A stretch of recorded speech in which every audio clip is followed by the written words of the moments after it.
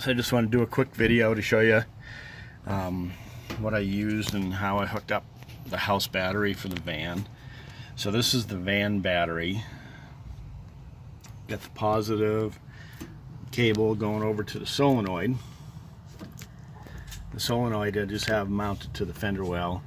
This solenoid only has 3 terminals, 1 on each side, and then 1 on the top. Most of the other ones I've seen had 2. That has a ground and a positive wire. Mine just has the positive, so the ground is through the housing of the solenoid, so it has to be mounted to something metal to ground out for it to work. So that skinny wire is your positive coming from the fuse box. So I just found a empty spot on my fuse box that would only turn on or power when the key was on. That will activate the solenoid, which will allow the alternator to charge your house battery. Once that's turned off, the solenoid shuts off, and then it does not draw anything from the van battery. So it just saves you from worrying about if you can have a dead battery in the morning. So I just got the positive hooked up to the positive side. This is the other positive here. I've got it just running underneath the stuff up front of the radiator. There's the wire that goes into the fuse panel that activates the solenoid, turns it on and off. The positive wire going to my house battery I've got just running down under the van along the frame. Just got it zip tied up underneath the body and stuff. Then I have it running down to about here, about halfway down the van. I drill the hole underneath. It goes up into the van. I'll show you the inside.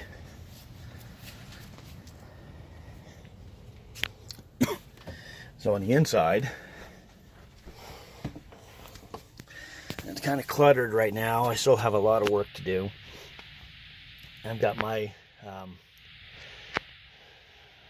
everything under here. Just a little Harbor Freight inverter for right now. Just something I had laying around just so I can get things going. So I have, there's my 100 amp fuse coming in before it gets to the battery. Then I have it wired going to the battery. This is the 12 volt deep cell marine battery. And then I also have a little panel, little gauge to show me what the battery's doing as far as volts and stuff. So I need to run, you can barely see it, it's what they call a shunt. And then you have to connect wires to it. And it goes up to your little gauge. So it shows me what the battery is doing. Right now it's 12.44 volts. So it's got a full charge. It's only drawn 0.33 amps. And that's probably just the loss in the cables with the inverter. Then it has the power watts and the energy. I haven't figured that out yet. While I was hooking this up, I'm going to eventually run lights in the van. So on the back, I just wired in a separate fuse panel.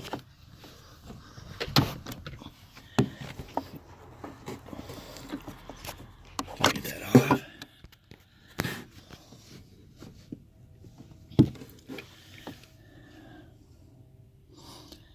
So I can run some 12 volt lights, little USB chargers, or whatever else I need. So that'll be down the road that I'll do that. But let me show you when I start the van.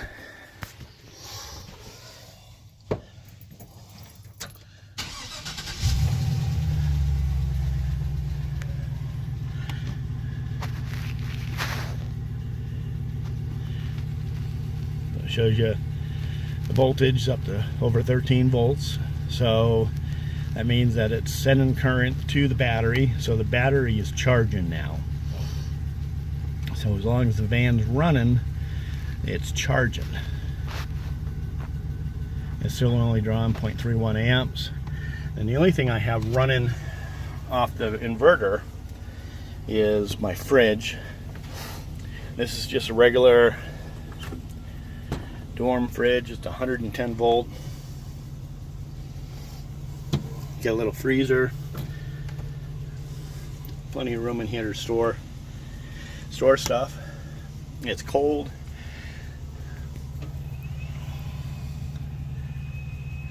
Now that just kicked on. So there it's showing.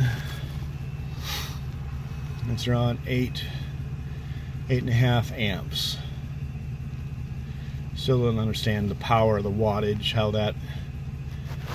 what that is, but it's running through the inverter. That fridge is only drawing 7.5, 8 amps, and it won't run continuously, so it'll cycle on and off. And then once I turn the fan off,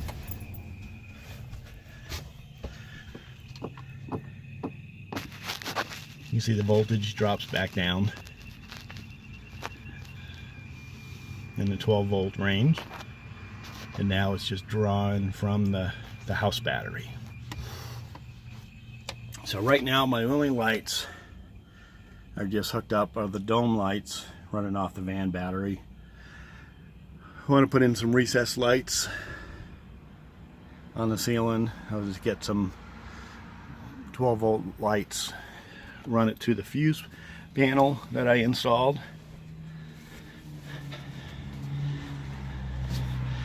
Put a couple up front, and figure out wiring to put some switches right here or right in this area right here.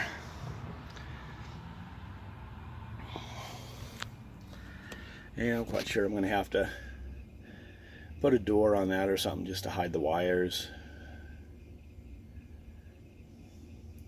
But relatively pretty easy. Time consuming cutting the battery cables, crimping the ends and stuff. That was kind of a pain in the butt. I didn't have the right tool to do that, so I kind of improvised.